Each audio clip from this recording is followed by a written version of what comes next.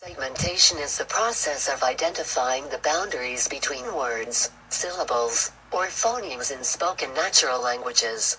The term applies both to the mental processes used by humans, and to artificial processes of natural language processing. Speech segmentation is a subfield of general speech perception and an important subproblem of the technologically focused field of speech recognition, and cannot be adequately solved in isolation. As in most natural language processing problems, one must take into account context, grammar, and semantics, and even so the result is often a probabilistic division, statistically based on likelihood rather than a categorical one. Though it seems help them identify words in fluent speech involves stressed and unstressed syllables. In particular, infants can distinguish between stressed syllables, which are the ones that have the emphasis, and unstressed syllables, which are the ones that don't. And they actually learn biases that are specific to the languages that they're picking up.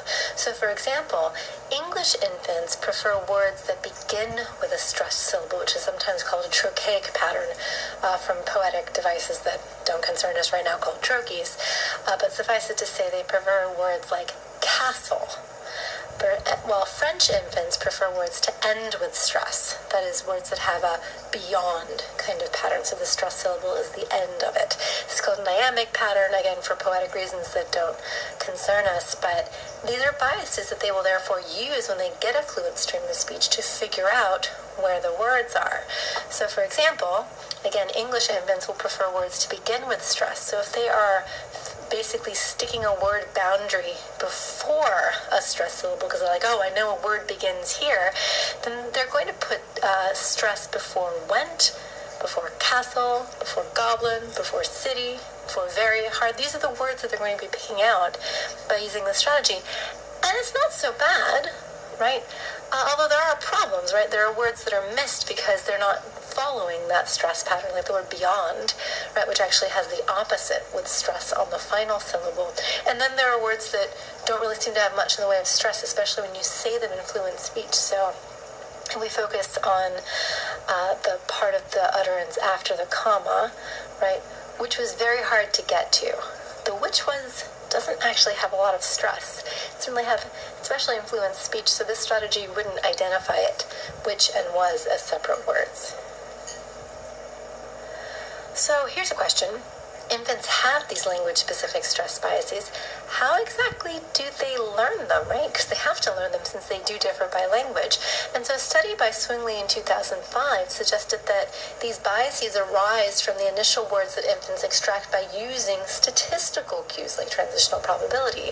And so they use statistical cues to sort of get this initial set of words, this seed pool of words, which is sometimes called a proto-lexicon, because a true lexicon is word forms connected to word meaning, and this is just word form, so it's a proto-lexicon, not yet connected to meaning, but it's a collection of words that you've been able to statistically extract. And so, for example, if this is an English proto-lexicon extracted again from using statistical cues like transitional probability, English learning infants are better at recognizing trochaic pattern or the word stresses in the first syllable. Example, puppy, than iambic pattern that stressed the last syllable in fluent speech. Example, guitar. English learning infants treat stressed syllables as word onset, which is incorrect in words where stressed syllables occur second. Experimenters measure the length of time that they listen to the familiar versus unfamiliar words. The results suggest that infants are sensitive to the distribution of stress across word position, and that altering this distribution affects their segmentation strategies. Study how the 8-month-old infants pronounce the four nonsense words pabiko, topibo, gulabo, babopo. In one experimental studies, the 8-month-old infants were going to listen to the 2-minute speech form from the four nonsense words.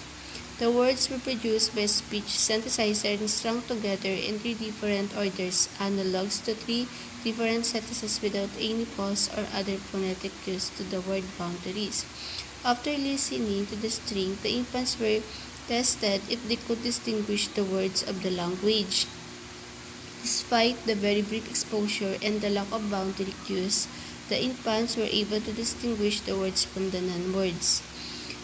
The babies are sensitive to statistical information as well as to linguistic structure to instruct words from the input. It is possible that they first rely on statistical properties to isolate some words based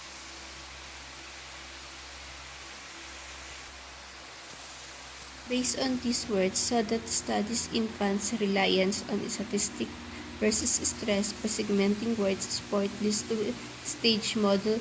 Younger infants, 7.5 months old, respond to frequency, while the other infants, 9-month-old, attend to stress, allophonic, and phonotactic information. In terms of their phonology, most children at the one-word stage, first words are generally monosyllabic with a consonant vowel form. The vowel part may be the diphthong depending on the language being acquired. Theories of bilingual development. Does the bilingual child start out with only one grammar that is eventually differentiated, or does she construct a separate grammar for each language right from the start? The unitary system hypothesis says that the child initially constructs only one lexicon and one grammar. The presence of mixed utterances, such as the ones just given, is often taken as support for this hypothesis. In addition, at the early stages, bilingual children often have words for particular objects in only one language. For example, a Spanish-English bilingual child may know the Spanish word for milk, which is leche, but not the English word. Or she may have the word water but not agua. This kind of complementarity has also been taken as support for the idea that the child has only one lexicon. However, careful examination of the vocabularies of bilingual children reveals that although they may not have exactly the same words in both languages, there is enough overlap to make the single lexicon idea implausible. The reason children may not have the same set of words in both languages is that they use their two languages in different circumstances and acquire the vocabulary appropriate to each situation. For example, the bilingual English-Spanish child may hear only Spanish during mealtime, and so he will first learn the Spanish words for foods. Also, bilingual children have smaller vocabularies in each of their languages than the monolingual child has in her one language. This makes sense because a child can only learn so many words a day, and the bilingual child has two lexicons to learn.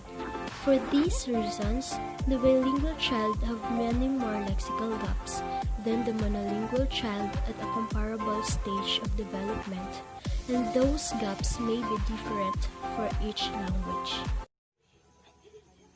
The separate system hypothesis says that the bilingual child builds a distinct.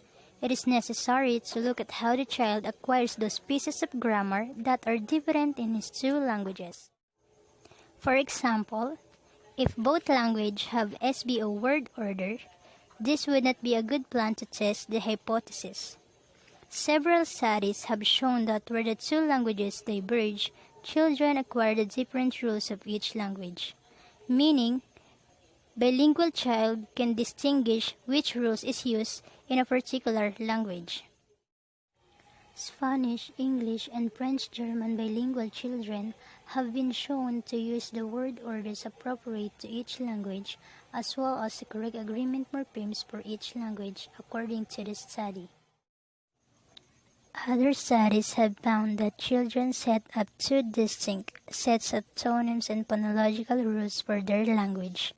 It has helped them to distinguish which sounds is used in a particular language. Tonemes, any of the perceptually distinct units of sounds in a specific language that distinguish one word from another. What can bilingual children do? They have semantically equivalent words in the two languages, just as bilinguals acquiring two spoken languages. They were able to adjust their language choice to the language of their addresses, showing that they differentiate the two languages. Mixed utterances. Bilingual children showed simultaneous language mixing. They would produce an LSQ sign and a French word at the same time, something that is only possible if one language is spoken and the other is signed. This finding has implications for bilingual language acquisition in general. It shows that the language mixing of bilingual children is not caused by confusion, but because of the result of grammars operating simultaneously.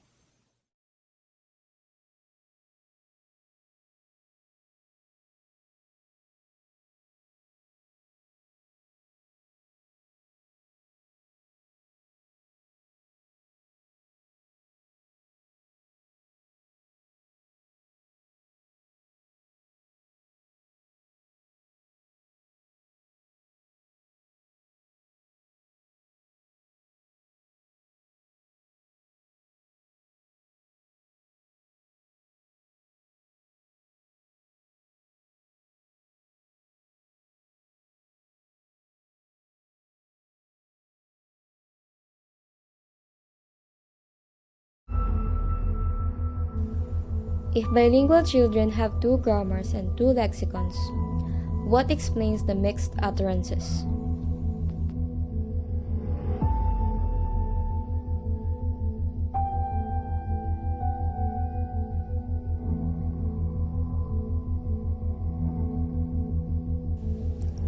Children mix because they have lexical gaps.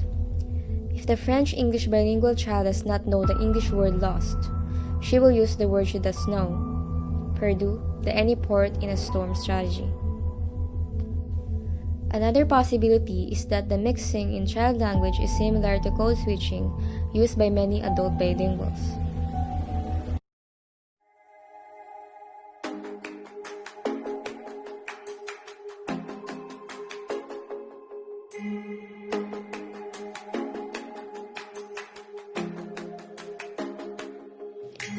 In specific social situations, bilingual adults may switch back and forth between their two languages in the same sentence.